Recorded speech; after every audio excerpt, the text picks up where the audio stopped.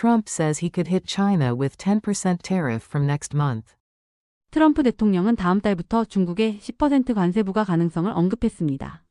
도널드 트럼프 미국 대통령은 모든 중국산 수입품에 대해 10% 관세를 부과하겠다는 자신의 위협이 여전히 유효하며 이르면 다음 달부터 시행될 수 있음을 시사했습니다.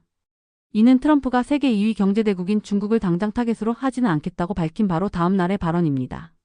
이는 중국이 펜타닐을 멕시코와 캐나다로 보내는 사실에 근거한 것입니다. 라고 트럼프 대통령은 백악관 취임식 행사 중 발언했습니다. 트럼프의 화요일 발언은 중국이 무역 관세로부터 잠시 유예를 받을 수 있는 가능성이 있더라도 그 기간이 오래가지 않을 것임을 암시합니다. 트럼프는 선거 캠페인 동안 중국 제품에 대해 60% 관세를 포함해 다른 나라들에 대한 전면적인 관세 부과를 공약으로 내걸었습니다.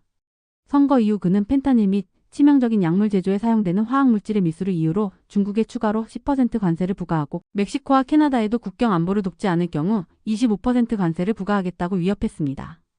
또한 트럼프는 화요일 유럽연합 이유도 지목하며 미국에 대해 매우 나쁘게 행동했다고 말했습니다. 우리는 유럽연합과 3,500억 달러의 적자를 보고 있습니다.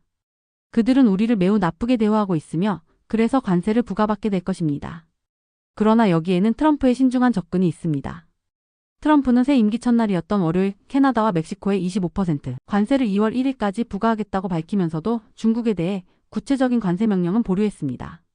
트럼프는 대신 행정부의 불공정 무역 관행을 글로벌 차원에서 조사하고 자신이 첫 임기 동안 체결한 협정에 대해 중국이 준수했는지를 평가하라고 지시했습니다. 이는 중국에 대해 보다 천천히 접근 방식을 취하려는 것으로 보입니다.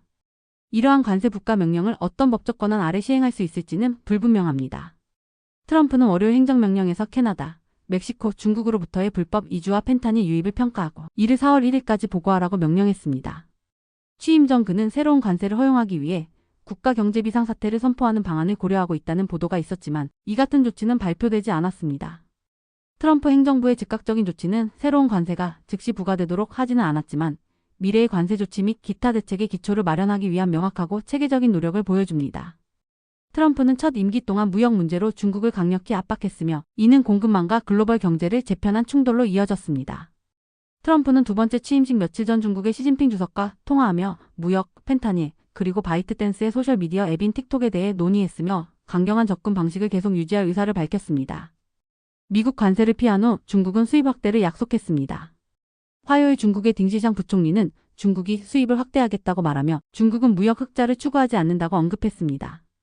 우리는 균형 잡힌 무역을 촉진하기 위해 경쟁력 있고 품질 좋은 제품과 서비스를 더 많이 수입하고 싶습니다. 라고 딩 부총리는 화요일 스위스 다보스에서 열린 세계 경제 포럼 연례회의에서 언급했습니다.